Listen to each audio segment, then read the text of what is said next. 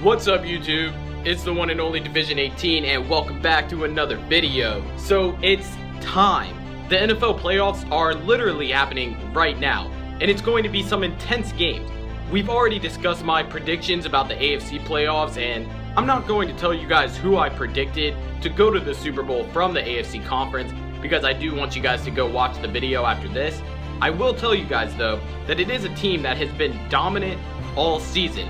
But now we're talking about the NFC side of the NFL, and wow, I don't want to waste my time talking about these matchups. So if you do end up enjoying the video, then make sure to hit that like button, subscribe to the channel for more NFL videos like this one. But other than that, let's go.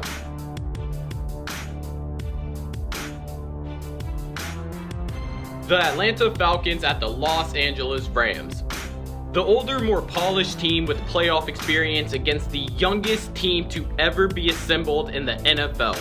As with the Jacksonville Jaguars, there's only a handful of players that have ever played in a playoff game, so the fact that the Los Angeles Rams are inexperienced will hurt them. But when at home, I feel as if it balances itself out. Todd Gurley has been amazing this season, and Jared Goff has said it himself. He's one of the best young quarterbacks in the league, now frankly because of Todd Gurley's greatness. But I think what really makes the Rams offense so great this season is the fact that they have 4 players on their roster with more than 500 receiving yards, and the Atlanta Falcons pass defense is the worst part of their game. But like I said, the Atlanta Falcons do have playoff experience, more than actually Super Bowl experience. So while on the road, I feel as if it's not going to really affect Matt Ryan the way it would affect other quarterbacks, and with the amount of weapons that the Atlanta Falcons have, like Mohamed Sanu, Taylor Gabriel, Devontae Freeman, Tevin Coleman, and my 2017 NFL MVP, Julio Jones, it's going to be hard for the LA Rams defense to match up against players of that caliber, especially looking at their team stats for the season. But I made a bet on this game, and I'm a guy that loves to roll the dice. Give me the Los Angeles Rams.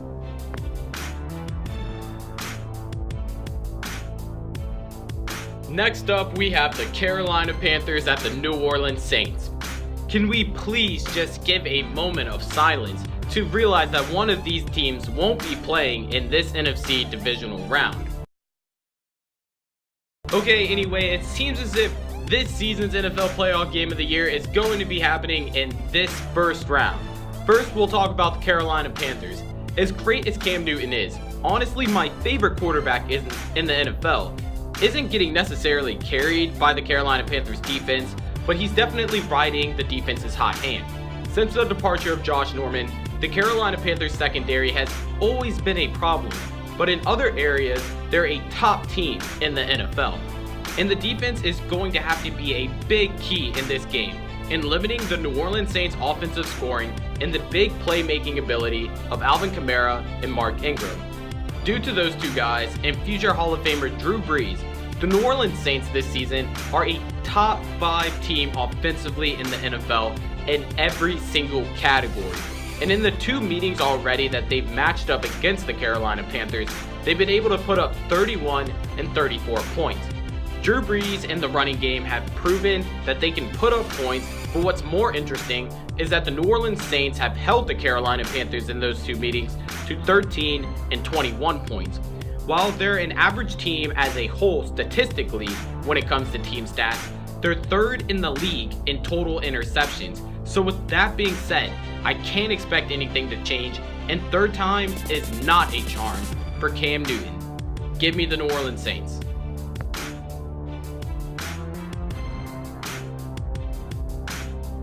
Kicking off the NFC divisional round, we have the Los Angeles Rams at the Minnesota Vikings. As with the New Orleans Saints, the Minnesota Vikings are one of the most complete teams in the NFL. Having an MVP caliber season, it's crazy to think that this will be Case Keenum's first playoff game as a starter, meaning entering this game, Jared Goff will have more playoff experience than Case Keenum, and that's just facts. Case Keenum has been playing fantastic this season though, and if Stephon Diggs didn't miss 3 games due to injury this season, Case Keenum might have led 2 wide receivers in Stephon Diggs and Adam Thielen to 1,000-yard receiving seasons, and this entire time, I've just been talking about the Minnesota Vikings offense. Their defense is incredible, and they've shown that they can shut down the Los Angeles Rams already by beating them this season and holding them to 7 points. The Los Angeles Rams, though, do have something going for them. The fact that they're a young team, things don't really get to them as much as older veterans. The LA Rams aren't really thinking about the last time they played the Minnesota Vikings, and if my predictions are right, they would have just beaten the Atlanta Falcons and are ready to ride their hot hands. They have an MVP caliber running back and a Coach of the Year candidate calling the shots.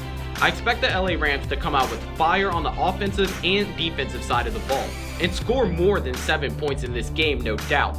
But with that being said, the Minnesota Vikings defense and team are too complete, and they're trying to become the first team to play in a Super Bowl in their home stadium. So, give me the Minnesota Vikings.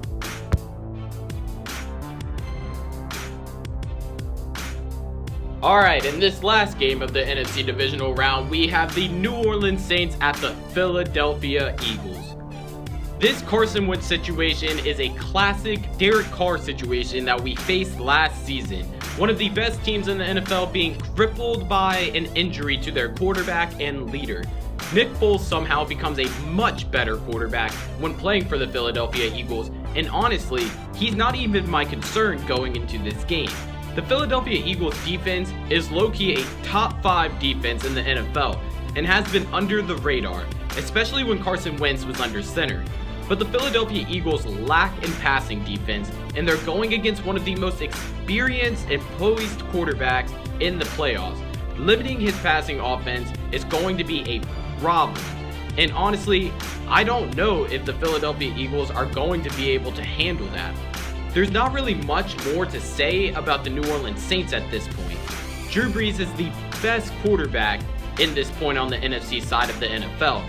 And as I've said many times, the playoffs are a game of quarterbacks, and Drew Brees is one of the best.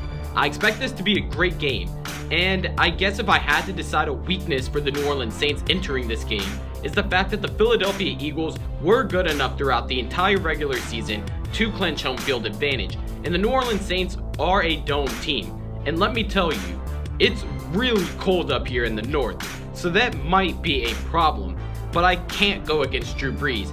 Maybe if they had Carson Wentz, but even then, give me the Saints.